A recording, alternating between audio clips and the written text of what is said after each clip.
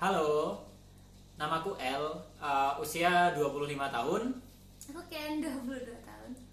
dan kami baru aja dikaruniai seorang anak seminggu yang lalu. Dan di sini kami mau mereview peralatan-peralatan apa yang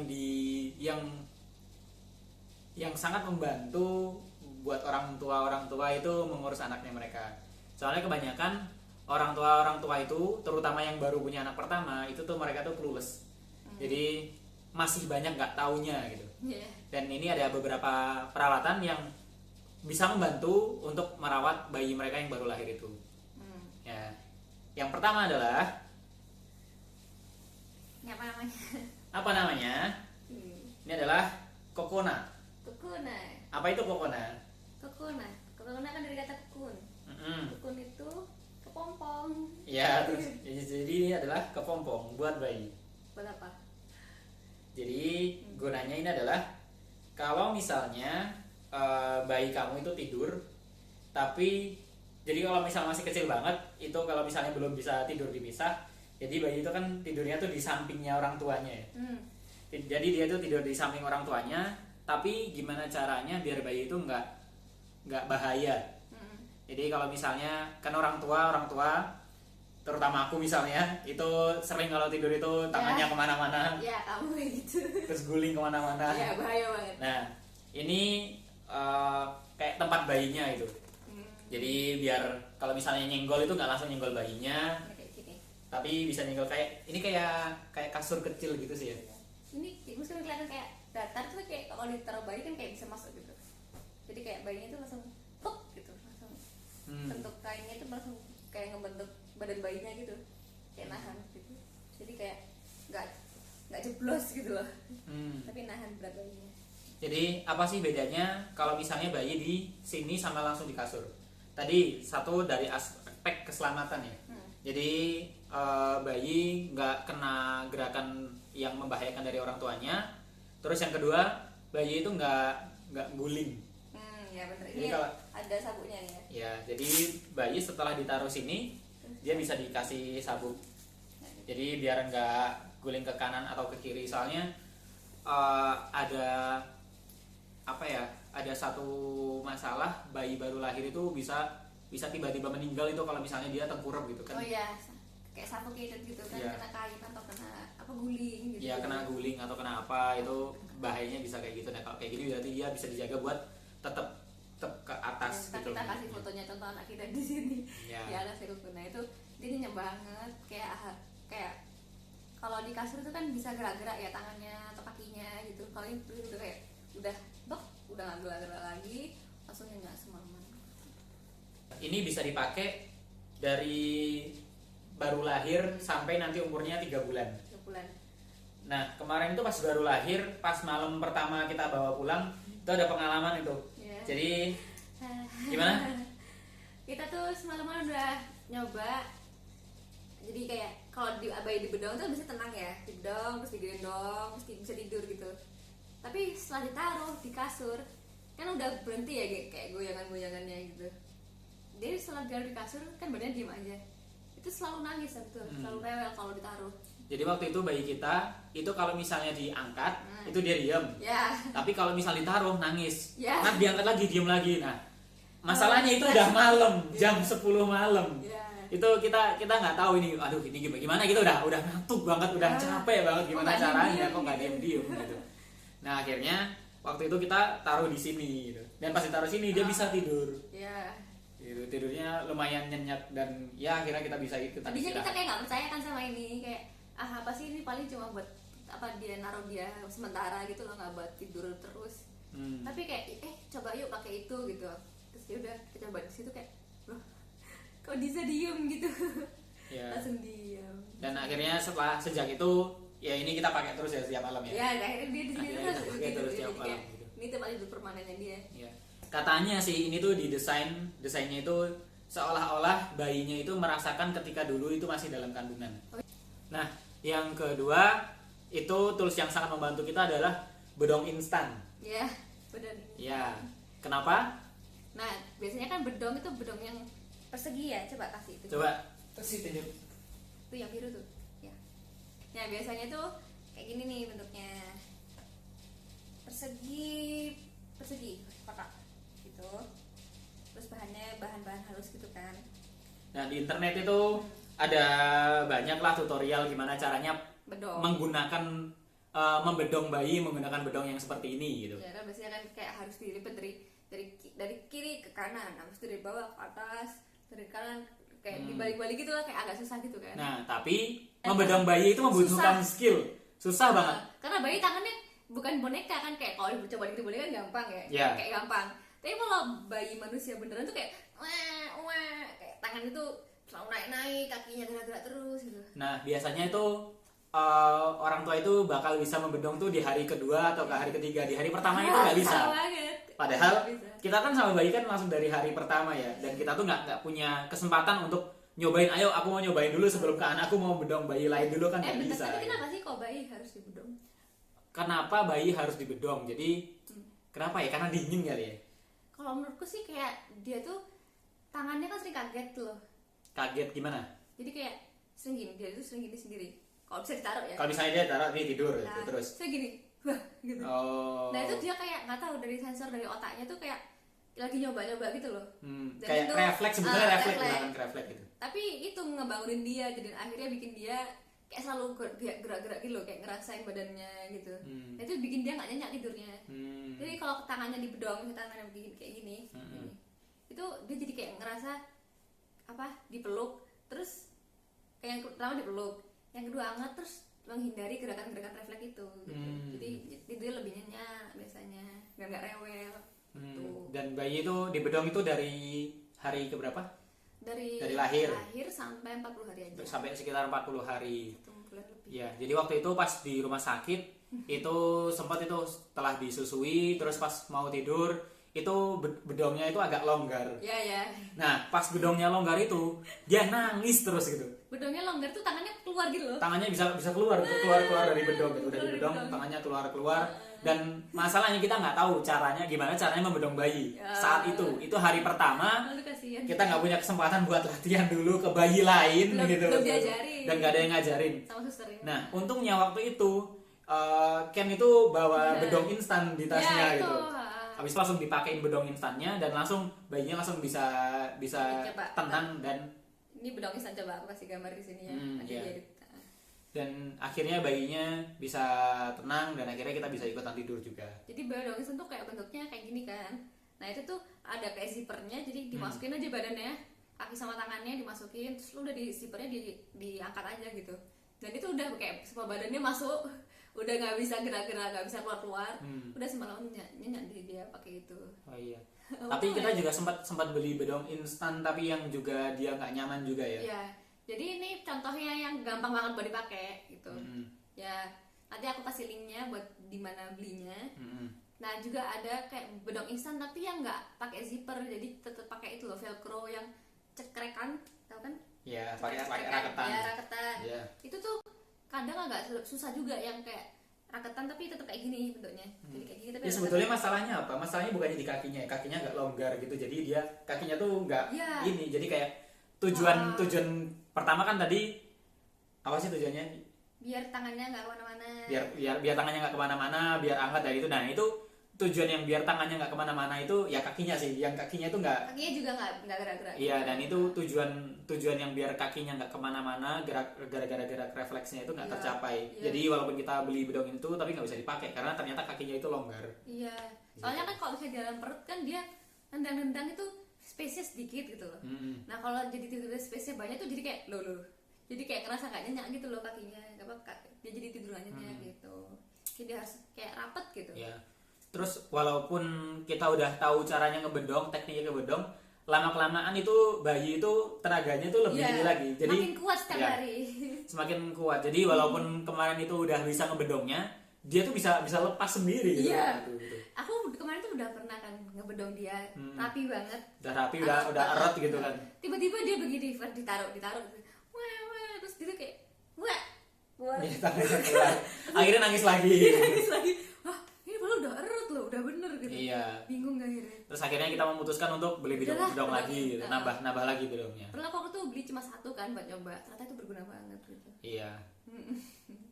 Terus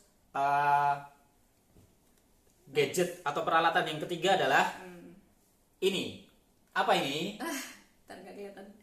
Ya ini dia. Iya, ini. Ya bentuknya aneh. Nah ini tuh Namanya apa ya, suction pump.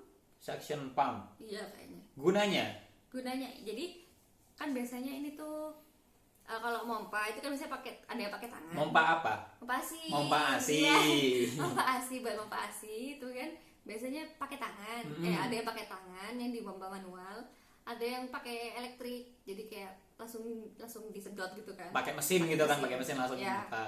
Nah, ini tuh aku baca-baca di internet ada kayak produk ini tuh yang bisa langsung kayak dipencet terus dipasang di payudara terus langsung kayak nyedot sendiri gitu kayak vakum Tanpa mesin. Jadi, tanpa tangan juga. Tanpa mesin, tanpa tangan. Kalau yang pakai tangan kan pegel kan, harus iya.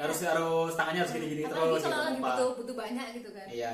Sama ini tuh bergunanya banget karena bisa dipakai ketika sambil nyusuin bayi. Ya, jadi yang sebelah kiri misal buat nyusuin, yang kanan dipompa pakai ini, Iya. tapi tangan kita bebas, Iya. bisa sambil pegang bayi. Itu tuh salah satu benda yang aku sangat bersyukur beli gitu. Meskipun aku nggak tahu pertama itu berguna atau enggak gitu. Jadi kayak aku sebelum melahirkan tuh beli ini karena lihat katanya sih banyak ibu-ibu yang terbantu. Jadi kayak sambil nyusuin sambil masangin di sebelahnya gitu. Nah tiba-tiba udah penuh aja, kayak udah kisi-kisi ASI sendiri gitu tanpa harus ngapa-ngapain, cuma ditempel doang gitu. Dan beneran itu berguna banget. Karena aku kan capean ya, kalau mau pakai tangan gitu. Udah akhirnya tinggal masang ini, cep udah. Jadi ini tuh cara kerjanya tuh sebetulnya sama kayak yang buat buat Ya. WC itu ya. Yang buat nyedot Sedot WC. sedot WC. Bukan. Ya apa sih? Ya mirip kayak gitu. Ya. Caranya ini dipencet dulu biar udaranya kosong. Ya. Terus permukaannya ditempelin. Terus habis itu dilepas. Nah, itu kan pasti bakal nyedot gitu loh. Iya, jadi kayak lama-lama netes-netes sendiri gitu hasilnya. Nah, tiba-tiba udah banyak aja doh. Tiba-tiba udah banyak Ini tuh. sangat aku recommended, sangat banget. Emang kenapa sih orang itu perlu nyedot asinya? Kalau aku sih sebenarnya kan breastfeeding ya, sebenarnya nggak perlu sih buat mompa. Tapi karena aku tiba-tiba kemarin anaknya didiagnosis kuning dan harus disinarin di RS 2 hari. Jadi dia ditinggal di RS sendirian gitu. Kita Iya. baru umur seminggu, dia harus pisah lagi sama kita buat Iya. nginep di RS dan kita nggak bisa nemenin. Dan aku nggak bisa nyusuin. Dan dia nggak bisa Nah, nggak bisa nyusuin. Nah, jadi aku tiba-tiba perlu buat ngirim ASI. Nah, ngirim ASI itu kan pakai kantong-kantong gitu ya biasanya. Nah, ini tuh jadi berguna banget di saat ini gitu. Jadi kalau aku misalnya kan aku punya pompa yang tangan. Kalau pompa tangan saat yang sebelah kanan dipompa pakai tangan, dan sebelah kiri taruh ini gitu. Karena kan nggak bisa ya dua-duanya dipompa barengan gitu. Oh iya, apalagi nih kalau misalnya buat ibu-ibu yang dia itu wanita karir gitu kan. Biasanya kalau wanita karir kan anaknya ditinggal di rumah. Ya. Susunya tuh bisa pakai dot atau pakai apa gitu kan. Tapi kalau misalnya yang nggak sempat buat nyusuin secara langsung, nggak sempat buat breastfeeding, ini bisa sangat membantu ketika misalnya pas lagi di kantor, pas lagi ada kebutuhan untuk meres, Ya. itu bisa pakai ini. Ya, Misalnya ini jadi alternatifnya itu yang elektrik sih. alternatifnya elektrik karena nggak harus dipompa Ya, pakai secara manual gitu. Soalnya kalau misalnya nggak menyusui, orang yang nggak menyusui pun itu harus dipompa. Ya. Karena kalau nggak itu sakit ya. Kalau terlalu penuh. Kalau terlalu penuh, jadi ASI setelah diproduksi itu kan ditampung. Kalau misalnya terlalu penuh dan nggak dikeluarkan itu akan sakit. sakit sama Jadi bisa harus dipompa. menyebabkan infeksi di dalam kalau misalnya apa itu namanya mastitis gitu. Biar nggak infeksi di dalam juga. Ya. Nah, tadi kan kita cerita bahwa kalau misalnya wanita karir itu kadang nggak bisa menyusuin anaknya secara langsung. Tapi makanya dititipkan misalnya ke orang tua atau ke suster di rumah gitu, makanya disusuinnya pakai dot. Nah, tapi kita punya alternatif nih yang ternyata lebih bagus daripada menggunakan dot. Kenapa kita lebih merasa ini lebih bagus menggunakan dot? Dot itu jadi ada kelemahannya. Ya. Apa kelemahannya? Jadi kelemahannya itu emang dia kan gampang banget buat disedot gitu kan. Dot itu gampang dibuat disedot, ya. Nah, itu jadi Bedanya apa sama breastfeeding emang? breastfeeding itu kayak lebih merluin otot gitu loh, otot muka. Jadi bayi itu bener-bener Nyedotnya itu kenceng ya. Iya. Dia tuh pakainya lebih banyak otot di muka daripada dot. Jadi Kalau dot itu kayak diem aja, air keluar air keluar gitu. nyedot sedikit air udah keluar gitu kan. Dikit udah keluar. Kalau ini tuh kalau Breastfeeding. breastfeeding itu dia perlu pakai semua otot di wajah dan akhirnya ngelatih buat otot-otot itu, jadi mukanya bisa bagus sama lebih cepat ngomong, jadi kayak melatih ini loh mulut gitu. Melatih mulut. Iya. Iya. Bisa buat ngomong gitu. Terus kalau misalnya dia udah kebiasaan pakai dot, kalau misalnya kalau misalnya ibunya pas di kantor dia pakai dot, terus pas ibunya pulang kan bisa breastfeeding gitu. Apakah bisa kayak gitu?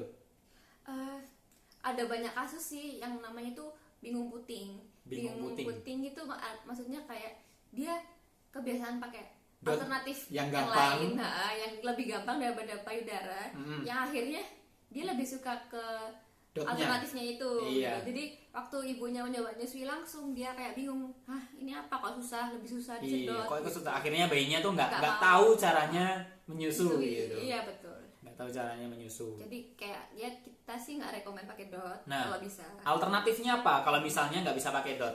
Nah itu kan aku jadi mikir ya kan kadang sebenarnya dia tuh butuh juga gitu pakai dot kalau misalnya pakai ASI perah gitu kan, yang ASInya sudah di kantong-kantong yang sudah aku pompa gitu kan. Nah tapi aku nggak pengen pakai dot gitu kan. Nah alternatifnya aku baca di internet itu ada dua.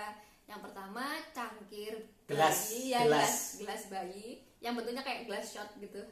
Nah satunya itu Coba tak ambilin. pet ya. Nah yang pertama alternatifnya itu ini cangkir gelas bayi. Terus ukurannya kayak shot gitu loh. Nah dan di sini tuh bentuknya ada kayak yang buat masukin ke lidahnya. Jadi nanti bayinya tuh didudukin, Ya. terus dikasih ini dan disuruh minum gitu dari sini ya. Iya tapi kita tuh bukannya nuang, tapi cuma nempelin gitu. Jadi ditempelin di sini, nanti bayinya yang nyedot sendiri gitu ya. Bayinya tuh bukan Jilat-jilat. jilat. Oh, Jadi jilat-jilat. kayak dibikin kayak kucing gitu. Jadi kayak dibawa dari bawah ke atas.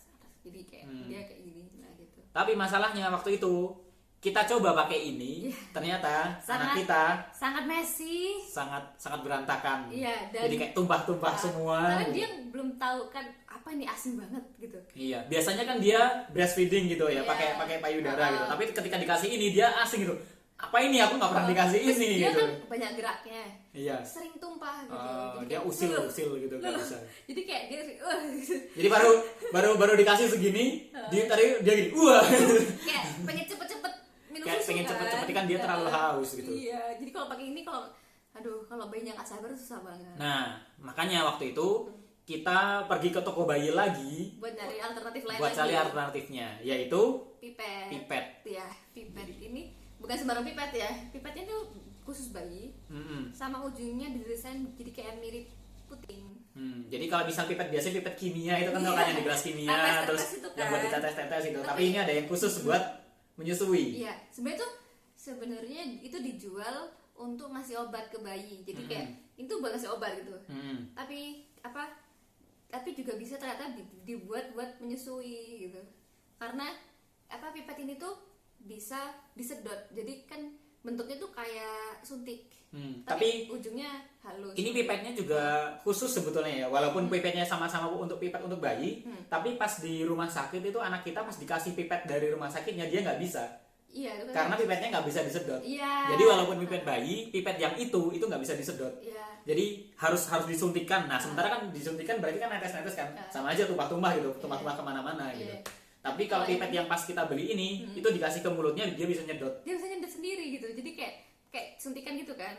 Nah aku kan coba masukin ke mulutnya. Dia tuh bisa nyedot suntikannya jadi kayak suntikannya tuh maju sendiri nyut gitu loh.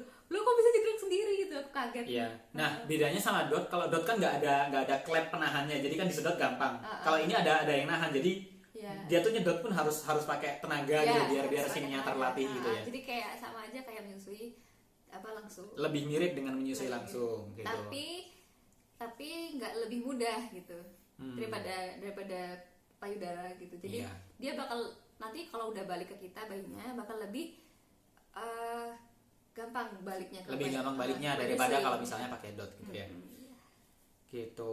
Nah waktu itu tuh kenapa Ken waktu itu pakai gelas dan pakai pipet itu sebelum dibawa ke rumah sakit ya bayinya ya. Itu gara-gara putihnya itu sakit lecet. Jadi menyusui itu lecet. Jadi nyusui itu. padahal bayi belum punya gigi. Iya, cuma gusi doang. Cuman gusi doang, tapi disedot-sedotnya tuh bener-bener disedot yang sakit gitu ya. Sedot itu kayak digigit Dracula gitu loh. Sampai lecet, sampai ada kropeng bekas lukanya ya. Ya kayak ya ada kayak luka-luka gitu benar. Iya, waktu itu sempat stres ya. Iya, dan itu bikin stres banget. Sakit, beneran sakit kayak ditusuk jarum rasanya tuh. Nah, gara-gara itu ada satu lagi yang dibutuhkan, yaitu nipple cream. Ya, nipple cream. Ya, ini pokoknya ada nipple cream. Nipple cream ini buat diapain? Diolesin ya? Ya, diolesin. Buat diolesin. Penting. Efeknya? Efeknya ini katanya sih bisa meredakan rasa sakit, sama itu melembabkan. Jadi kayak dikasih vitamin gitu loh. Biar recovery-nya cepet. Biar recovery-nya cepet. Iya, ini perlu banget. Bahkan harus dibeli sebelum melahirkan. Jadi waktu bayi pertama kali nyusu, nanti kalau misalnya lecet langsung ada krim ini gitu. Aku jadi, sih bersyukur banget belinya sebelum melahirkan. Dan waktu itu setelah melahirkan itu pas mau melahirkan itu ini udah dibawa ya? Iya, udah dibawa di tas. Dibawa ke rumah sakit ya. Udah dibawa ke rumah sakit. Dan akhirnya ya benar-benar berguna gitu. Aku habis lecet dikasih itu, habis lecet dikasih itu, jadi mendingan gitu. Terus ini barang tambahan yang sangat berguna. Cuman bergunanya itu bukan ketika sudah melahirkan, tapi sebelum melahirkan, ketika masa kehamilan, yaitu bantal melahirkan. Bantal hamil. Bantal hamil. Ini jadi bentuknya itu kayak panjang gitu. Dan ada luku-lukuannya di sini. Cara pakainya sih sebenarnya bukan kayak gini ya. Cara pakainya gini. Cara pakainya tuh kayak gini. Ya, jadi kayak tangannya satu masuk. Tangannya satu di bawah sini. Satunya sama kaki satu masuk. Jadi ini bisa sekaligus bantal, sekaligus guling. Ya, bantal dan guling jadi satu lah istilahnya. Kenapa nggak pakai bantal sama guling aja? Kalau aku sih itu ya, ini tuh dari jarak sini ke sini tuh kan kecil. Dan wanita hamil tuh biasanya punggungnya sakit kalau malam tuh kayak bikin nggak nyenyak gitu loh. Jadi wanita hamil itu kalau tidur itu harus ada senderannya punggungnya biar nggak sakit. Dan harus nyamping gitu. Dan harus nyamping. Soalnya wanita hamil nggak bisa belum tidur telentang. Nggak bisa telentang. Kalau telentang itu nanti nafasnya sesak. Susah banget. Soalnya bayinya jadi tekan ke bawah. Bayangin tidur ditekan sama sesuatu 3 kilo. Tidur ditekan sama sesuatu ya 3 kilo, abis itu kayak neken ke paru-paru gitu. Iya, kalian bisa kehabisan oksigen kalau kayak gitu dan membahayakan bayinya juga. Jadi makanya tidurnya harus miring. Ya, harus miring. Cuman kalau miring itu pegel. Ya. Punggungnya karena nggak ada yang nyangga. Nah, kalau pakai ini berarti punggungnya ada yang nyangga. Nah, terus depannya juga kaki ini disangga gitu. Kalau nggak disangga, wanita hamil tuh kayak pegel dan bisa kram gitu loh. Oh iya, wanita hamil itu kalau misalnya udah masuk ke trimester ketiga itu sangat sering kram ya. Kram pegel gitu terus. Dan ini sangat membantu sangat bikin aku nyenyak. Jadi aku beli ini di trimester ketiga ya. Aku beli ini di trimester ketiga dan aku setelah pertama kali pakai, aku pakai terus selama 2 bulan atau 3 bulan gitu. Langsung pakai itu setiap malam dan itu sangat bersyukur. Tidurku jauh lebih nyenyak daripada sebelum pakai itu. Aku bersyukur banget sih beli ini, kayak sangat recommended bantal hamil. Oke, terus ada lagi barang yang berguna buat mengasuh bayi, yaitu ini. Oh iya, ini mah buat traveling ya sebenarnya. Buat traveling. Jadi kalau misalnya selama trimester ketiga itu trimester ya, selama trimester. Yeah. Selama trimester ketiga itu misalnya ibu itu nggak bisa jalan-jalan karena takut bayinya kenapa-kenapa. Yeah. Waktu itu seminggu sebelum lahiran kita pergi jauh. Oh iya. Iya, kita pergi jauh dan antar kota dan sering jalan-jalan, akibatnya bayinya itu kelahirannya sangat maju banget. Maju 1 minggu. Iya, aku tuh dari tanggal harusnya 13 Juni kan. Oh ya, waktu itu kita 2 minggu ya, 2 minggu sebelum kelahiran ya, kita pergi. Dan gara-gara itu dia maju 1 minggu. Iya. Dari 13 Juni jadi dari 13 Juni terus maju dulu ke 10 Juni. Terus maju lagi dari 10 Juni. Nah itu dari 10 Juni ke tanggal 3. Jadi maju 7 hari kelahirannya. Maju 1 minggu. Ya Allah. Itu gara-gara aku kebanyakan aktivitas habis ke luar kota itu. Nah, Jadi biasanya kan ibu-ibu yang udah masuk trimester ketiga ya. itu kan nggak bisa traveling. Nah setelah bayinya lahir itu tiba-tiba badannya itu sangat enteng, Ya. tidak sakit-sakitan, Nggak ada kram, semua sakit pinggang, semua sakit punggung hilang. hilang semua. Ya digantiin sakitnya menyusui. Dan saat itu ibu itu bisa jalan-jalan, Ya. cuman masih ada si bayi. Ya. Nah alat ini itu sangat membantu si ibu kalau misalnya mau jalan-jalan, yaitu adalah gendongan. Ya, gendongan. Gendongannya namanya Kalau ini aku dikasih testimoni dari teman aku di Instagram kan, namanya si baby ketan kalau yang punya aku nih. Ya, tapi juga juga banyak sih macam-macamnya di luar sana, tapi yang aku pakai ini namanya baby ketan. ini emang pakainya gimana? Jadi kalau mau ditunjukin caranya ya, itu direkomendasiin dari teman aku namanya Kalita. Ini katanya kalau pakai ini traveling nggak pegel. Bedanya pakai selendang apa? Kalau biasanya kan orang-orang pakai jari. orang di desa pakai jari gitu ya, di Ah. sini terus bayinya di sini gitu. Itu karena pakaiannya tuh nggak ergonomis gitu loh El. Jadi kan diikat, tapi diikatnya sebelah dan bebannya cuma di samping gitu loh. Jadi kayak pakai tas lempang yang kiri doang gitu. Jadi Ini pegelnya pegel di gitu, sini pegel. Nah itu pegelnya bebannya itu jadi seimbang kanan kiri. Gitu. Gimana Jadi, pakainya? ini kan dikalungin ya, ada dua simpul. Nah terus dijadiin satu, terus disilangin ke tangan kanan sama tangan kiri. Tapi kalau caranya newborn ya, newborn tuh satu ke pinggang, nah di pinggang, satunya di tangan, di pundak. Nah jadi gini, terus bayinya dimasukin kan, Bayinya taruh sini. ya bayinya ditaruh sini, terus nanti kalau udah masuk, satunya di Sana. sana ya. Nah gini, jadi kayak nah kanan kiri tuh seimbang gitu loh. Jadi kalau misalnya pakai jari itu kan kanan doang, kiri doang. Nah, tapi ini bisa kanan kiri. Jadi kayak instead of pakai tas lempang samping, dia pakai ransel gitu kan. Jadi kan lebih enak gitu. Bener banget, lebih ergonomis buat pundak, sehat juga kan. Jadi nanti bayinya di sini. Ya, jadi Bayinya kayak di sini di tengah. kalau newborn dia bakal kayak posisinya kayak kanguru gitu.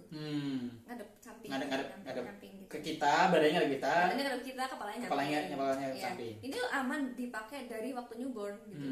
Dan bisa dipakai sampai umur bisa sampai setahun lebih, 2 tahun. bahkan bisa sampai setahun lebih ya. Iya. Tapi posisinya beda dong, nggak kayak gini. Posisinya beda-beda. Oh, Ada nanti macam-macam pasti. di bukunya itu ada buku panduannya. Kalau Iya. misalnya umur sekian itu cara gendongnya gimana, umur sekian cara gendongnya gimana gitu. Jadi ada variasinya, nggak cuman kayak gini doang stylenya gitu. Iya. Tapi kalau newborn stylenya seperti ini. Soalnya kalau gendongan, kamu tahu nggak sih gendongan yang keras, yang biasanya mahal yang dijual?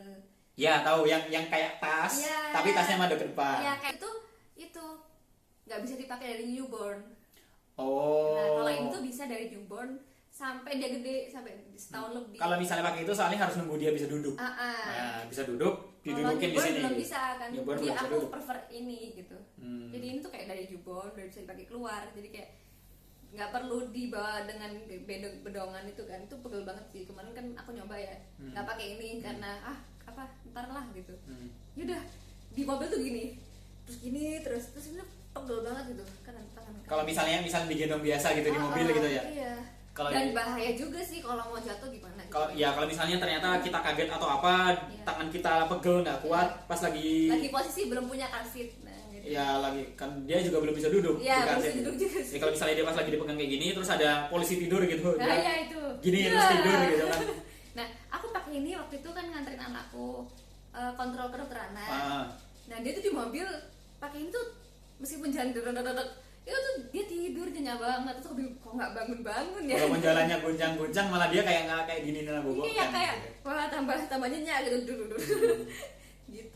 Oke, jadi itu tadi adalah peralatan-peralatan yang sangat berguna buat kita sebagai orang tua baru untuk membantu dalam mengurus bayi. Ya. Ya, dan selalu ada alternatif lain kalau misalnya budget kita terbatas. Jadi ini bukan hal yang wajib, ini cuma hal-hal yang berguna aja. Recommended. Ya, recommended. Jadi kayak misalnya nih, oh nggak bisa beli ini, ya udah beli alternatifnya apa? Oh nggak bisa beli ini, ya udah kalau gitu digendong. Oh nggak bisa beli ini, ya udah ditaruh di sini, tapi syaratnya seperti ini gitu. Jadi itu adalah peralatan yang berguna dan semoga video ini bisa membantu kalian. Dadah.